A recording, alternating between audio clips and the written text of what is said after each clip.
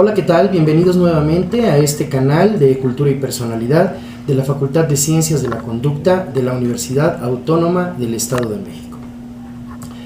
En esta ocasión vamos a tratar un tema de verdad muy importante porque tiene que ver con problemáticas profundas en las personas. Aquellas personas que comienzan por tener niveles altos de ansiedad frecuentemente caen en desesperanza por no poder solucionar sus problemas. Caer en desesperanza también frecuentemente los puede llevar a presentar síntomas de depresión. Y cuando se cae en una depresión ya más profunda, muchas personas recurren al suicidio.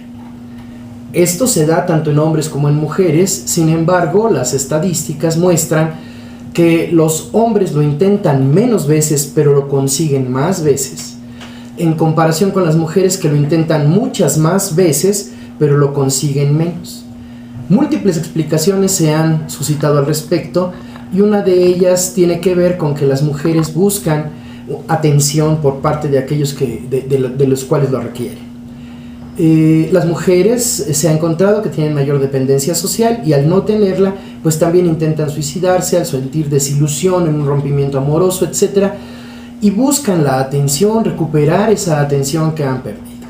En el caso de los hombres, la decisión es más contundente, y esto cada vez es más frecuente, no solo en países nórdicos, que es donde se sabe que hay muchos suicidios, sino también en países como el nuestro, que cada vez es más recurrente. Y para ello me da muchísimo gusto poder recibir aquí en esta ocasión al maestro Luis Javier Villegas López. Él es profesor de tiempo completo de la Facultad de Ciencias de la Conducta de la Universidad Autónoma del Estado de México, trabaja como terapeuta y profesor, y es alguien que ha tenido mucha experiencia clínica y ha trabajado esta temática con mayor profundidad. Así que bienvenido, maestro, muchísimas gracias por aceptar esta invitación. Y pues la primera pregunta es si nos puede hacer favor de explicarnos, primero que nada, en qué consiste esto del suicidio, y pues inicialmente las tasas de suicidio que usted ha encontrado que se reportan, por favor. Bueno, por suicidio hay que considerar un acto voluntario que comete el actor y que le causa la muerte, a sabiendas que eso va a suceder. Ahí se excluirían entonces muertes por accidente, por imprudencia, por otras cuestiones.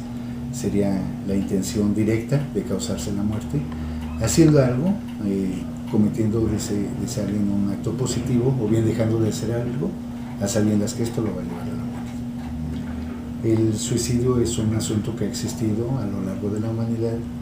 Se tienen registros muy antiguos de actos suicidas. Sin embargo, va adquiriendo connotaciones distintas a medida que avanzan los procesos sociales. El comportamiento del suicidio es realmente alarmante. En México, afortunadamente, no tenemos una tasa muy grande respecto al suicidio. Calculamos que es una tasa de 4,5 o 5%, calculado por número de casos que suceden por cada 100,000 habitantes. Entonces, aunque es un problema que por números no es tan grave en nuestro país, es alarmante por varias situaciones. Tenemos datos, por ejemplo, de que en 1990 a nivel nacional hubo 1,405 suicidios registrados por el INEGI, y 20 años después la cifra alcanza números alarmantes como de más de 5,000 casos. En 2010 se reportan 5,012 casos, de los cuales 4,091 son casos femeninos, son mujeres, y 4,091 son masculinos, son casos de hombres, y 921 son mujeres. Hay otro aspecto que me parece especialmente relevante y especialmente grave para nuestra sociedad, y es que tenemos reportes de, por ejemplo, en 2010 hubo 187 casos de menores de 15 años. Es decir, empezamos a encontrar cifras alarmantes de niños, de adolescentes menores, que nos espanta realmente por la situación de qué pasará, qué vivencias estarán teniendo, conflictos familiares que en el tiempo en que muchos niños son inocentes, juegan todavía con muñecos y con pelotas, pues hay una población cada vez mayor de jóvenes y de niños que optan por quitarse la vida. Son cifras espantosas, son cifras muy alarmantes. Perdón, y sin embargo, estamos seguros que hay un gran número de registro negro, de cifras que no se capturan. Que no se capturan, sí. Porque el suicidio tiene una gran connotación social negativa. El suicidio en ocasiones puede generar conflictos, por ejemplo, en el pago de seguros de vida. Entonces hay muchos casos en que se oculta la razón real de la muerte de la persona, incluyendo que hay casos en que no se puede corroborar, no se puede comprobar, casos de gente que muere en un accidente, que sabemos o sospechamos que en muchas ocasiones pudo haber sido un suicidio en el fondo, porque coincide con algunos comportamientos que hemos visto de personas que se quitan la vida. Esa es precisamente una pregunta que tengo muchas ganas de hacerle, maestro. Primero, bueno, yo sé que no podemos hablar con los muertos, pero debe haber indicios de por qué se suicida la gente. Y quisiera yo preguntarle si hay forma de detectar a una persona que tenga ya intenciones suicidas, que sea un muy probable suicida, un potencial suicida. ¿Hay formas de detectar esto, sí, maestro? En cuestión de la primera pregunta, pensaríamos que la gente se suicida como un pretexto consciente por problemas familiares, por problemas económicos o por problemas amorosos. Son los tres principales puntos por los cuales la gente argumenta que se suicida. Sabemos que la gente que se suicida, que no es una decisión que se tome impulsivamente. Generalmente hay una gran cantidad de cambios afectivos y cambios comportamentales que nos hacen sospechar de que alguien esté acercándose a la muerte. Esos cambios tienen que ver con cualquier cambio brusco en la personalidad de los jóvenes. Cambios bruscos, por ejemplo, en los hábitos de comer. La gente tiende a dejar de comer o tiende a comer impulsivamente. ¿Como en la depresión, más o menos, Como en la maestro? depresión, de hecho, la mayoría de los elementos que buscamos para evaluar el riesgo suicida son cambios que tienen que ver con la depresión, que sin embargo no están presentes tanto tiempo o con tan larga duración, por lo cual muchas veces ni siquiera se puede dar el diagnóstico de depresión, aunque tengan componentes presentes. Okay. Entonces se ven cambios bruscos en los hábitos de comer y de dormir. También la gente, los niños, los jóvenes principalmente, pueden tener un insomnio muy pernicioso, muy permanente y de muy larga evolución, o bien hipersomnia. Eso se ve más en los adolescentes que salen de la escuela, llegan a la casa y se duermen hasta el otro día, ¿no? Esos, cuando son cambios bruscos, siempre llaman la atención y siempre recomendamos a los papás investigarlos pormenorizadamente. ¿Irritación del carácter, maestro? Cambios bruscos también en la irritabilidad. Entonces las personas se vuelven agresivos hacia afuera, groseros, intolerantes, a veces violentos físicamente y violentos hacia sí mismos. Hacia sí mismos. Sí, se agreden, a veces los muchachos empiezan por hacer rasguños, por hacer heridas, sí, de muchas maneras. Y sabemos que eso está presente en la mayoría de los casos. ¿Apatía, profesor? Desinterés. Se pierde el interés por la escuela, por el trabajo. Y entonces podemos documentar, a veces inclusive después de la muerte. Hay una técnica muy interesante para estudiar el suicidio, inclusive después de acontecido. Y podemos documentar muy frecuentemente pérdida en el rendimiento en la escuela o en el trabajo. Dejan de asistir al trabajo, dejan de rendir adecuadamente en sus obligaciones, en sus tareas. Hay desinterés por todas las situaciones o las vivencias placenteras. La gente se aísla, la gente se prefiere estar encerrada en su casa que convivir con amigos, con sus pares. Y eso van siendo factores que van empobreciendo más la vida de la persona. Es que esto es muy importante como para los padres, ¿no? Sí, o sea, sí, para sí. las familias mismas que vayan detectando, ¿no? Sí, esta serie de problemáticas. Es la base con la cual creemos que podemos prevenir el suicidio, detectando oportunamente los casos de riesgo, ¿no? Oiga, maestro, ¿y hay alguna alternativa de prevención que usted en calidad de clínico, de terapeuta, que nos pudiera ofrecer para nuestros seguidores, con tal de pues tratar de bajar esas tasas, caray, y a lo mejor no las puede uno desaparecer, pero tal como lo menciona, pues ya es algo muy alarmante, porque el hecho de que jóvenes hasta de 15 años haya menores de 15 años, 187, menores de 24 años 1446, sí, menores de 34 1136, y que esto ya asume más de 5000 casos en un año, pues realmente es algo alarmante. Yo le quiero preguntar, primero, antes de que nos dé las alternativas, ¿esto se deberá en parte a la sobrepoblación, a la desesperanza que genera el competir contra tantos y no encontrar alternativas de trabajo, de escuela? No sé, ¿tendrá que ver con esto o simplemente es una decisión individual 100%? Pues creemos que en el fondo la gente no quiere morir. Entonces creemos que toda esa serie de cambios comportamentales y conductuales que va teniendo, incluyendo amenazas de muerte, incluyendo muchas despedidas abiertas o encubiertas. Despedidas abiertas consideramos cuando alguien dice, creo que dentro de poco estarán mejor sin mí, creo que soy una carga, dentro de poco todo va a acabar. Son mensajes muy frecuentes de despedidas abiertas. Esas despedidas son así como el preámbulo a intentar el suicidio. Los suicidios o las autoagresiones de bajo nivel de letalidad ya son un paso más cercano al suicidio, a la autodestrucción. Entonces todos esos factores los tenemos que detectar oportunamente. Cuando los detectan en el programa de prevención del suicidio, lo que hemos hecho durante mucho tiempo es orientar a maestros, a orientadores, a padres de familia, a personal de urgencias, para que detecten el riesgo suicida y puedan canalizar a la persona. Creemos que la gente, aunque se haya muerto por suicidio, en el fondo no quería morir. Y creemos que es una búsqueda de poder de alguna forma diferente con la vida. Pero a veces se le juntan a las personas una serie de circunstancias familiares y personales que hacen realmente agobiante la existencia, en muchos casos. Aunque esa sensación de agobio, creemos que es necesario un proceso terapéutico, ¿no? Para ayudarle a la gente a encontrar nuevamente el gusto por la vida, el deseo de vivir. Sabemos que cuando se junta un factor que mencionó anteriormente, doctor, la desesperanza, hemos visto que cuando se junta con la soledad y la depresión, es un cóctel mortal. La desesperanza, la depresión y la soledad vienen a potencializar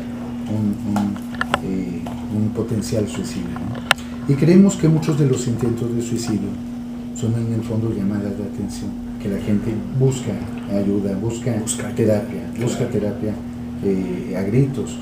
Desafortunadamente, y esto es qué bueno que tenemos este medio para comunicarnos, porque desafortunadamente en muchas ocasiones llegan los adolescentes con unas heridas banales, por ejemplo, a la altura de las muñecas, y en los servicios de urgencias los tratan con desprecio.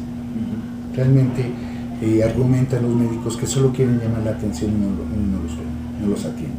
Curiosamente, se argumenta que solo quieren llamar la atención y no se les atiende. Entonces sabemos que cuando hay un intento suicida y no se resuelve o que la gente no mejora sus condiciones, puede el siguiente ser más pernicioso, más violento, más agresivo. Y hay gente que tiene varios intentos de suicidio, hay gente que se muere al quinto intento de suicidio.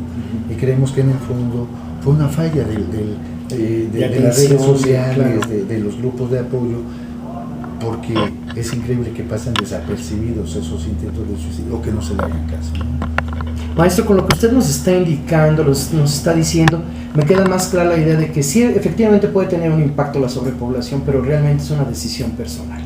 Sí, yo pensaría que es un fenómeno individual, psicológico, psicopatológico. No es una enfermedad.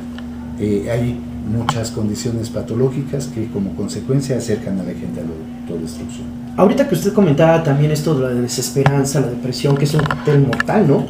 Fíjese que el otro día tuvimos aquí a un invitado que nos habló acerca de la depresión y nos indica que de verdad no hay cura para la depresión. ¿Usted considera que esto es así? ¿O sí podría haber alguna alternativa de cura, de rehabilitación respecto de la depresión?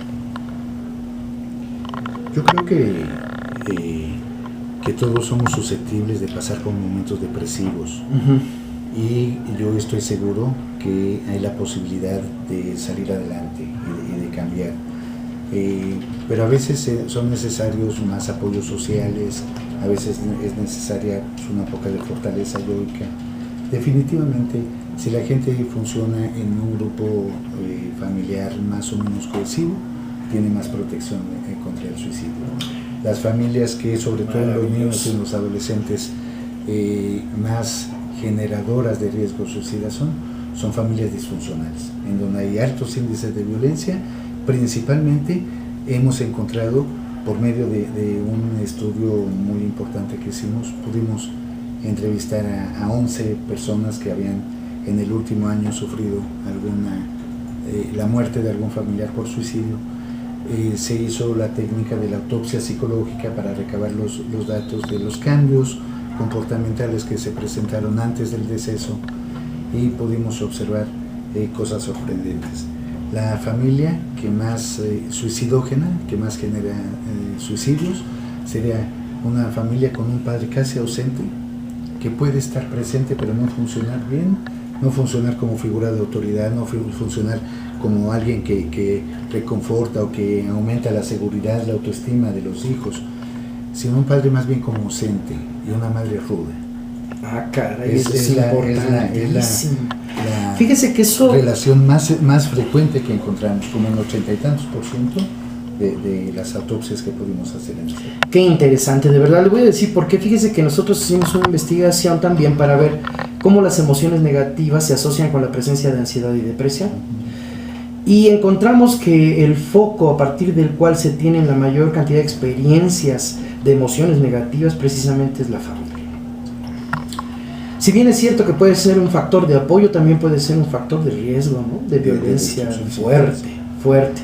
Habría que tomar esto como un comentario de verdad muy importante y puntual para mejorar el ambiente familiar, porque las cosas son muy agresivas a veces en su interior. Sí, es lo que tratamos de hacer en las pláticas, en las conferencias que damos a los papás, hacer la importancia de la comunicación de la familia, de ir rechazando de alguna forma las actitudes y las conductas violentas, porque son malos consejeros.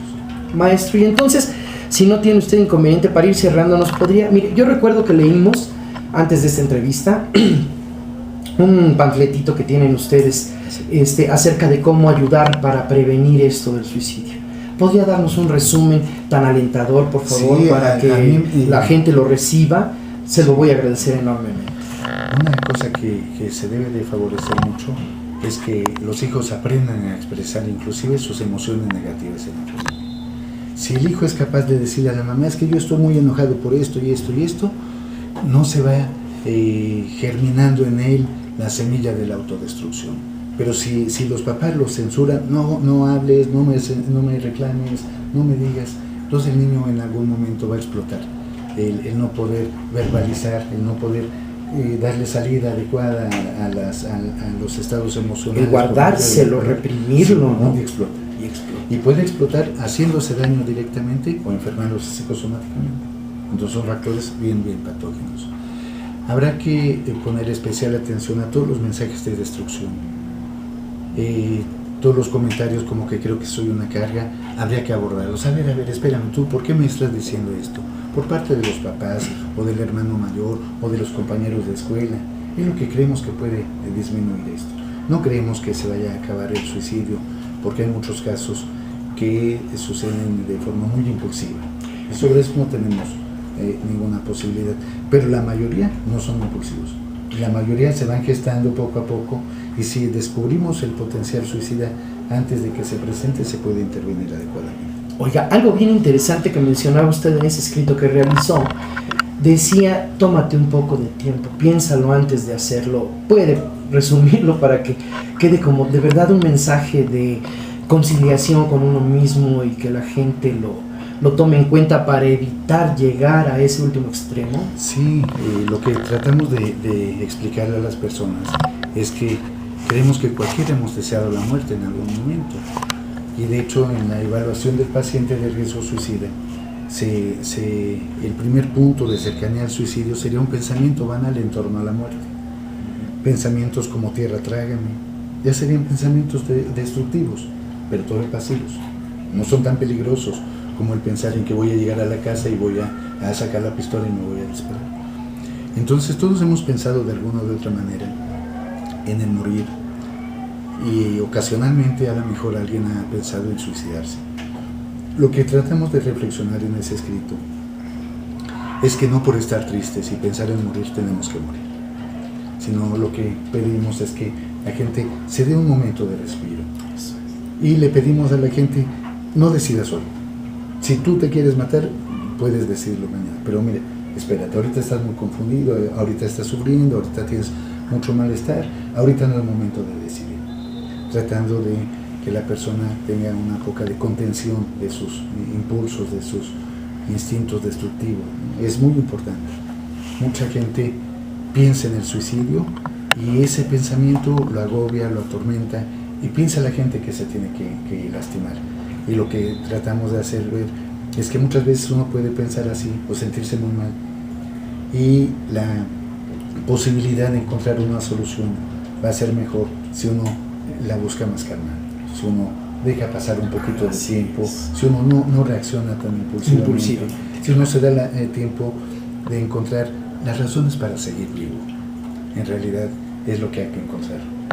Decía un día una señora, me tocó atender a una mujer que estaba en etapa terminal, esta hacía ya varias semanas, y la señora nos decía, desde que nos veía entrar a la sala de terapia intensiva, nos decía: pero miren, ni me digan por favor que ya me voy a morir, porque tengo unas costuritas que no puedo dejar pendientes.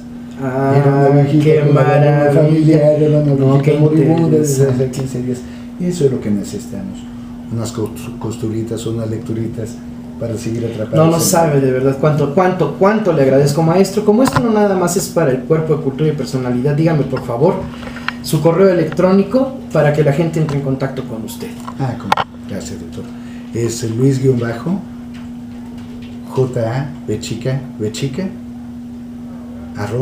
@hotmail.com, y a la orden. No sabe de verdad cuánto le agradezco esta tan interesante charla que tuvimos. Lo va a revisar seguramente mucha gente. Yo espero que les sea útil. La Facultad de Ciencias de la Conducta de esta Universidad Autónoma del Estado de México, al servicio para la comunidad y sus académicos aportando para ello. Muchísimas gracias por su atención. Nos encontramos en la próxima. Que tengan muy buena tarde. Gracias.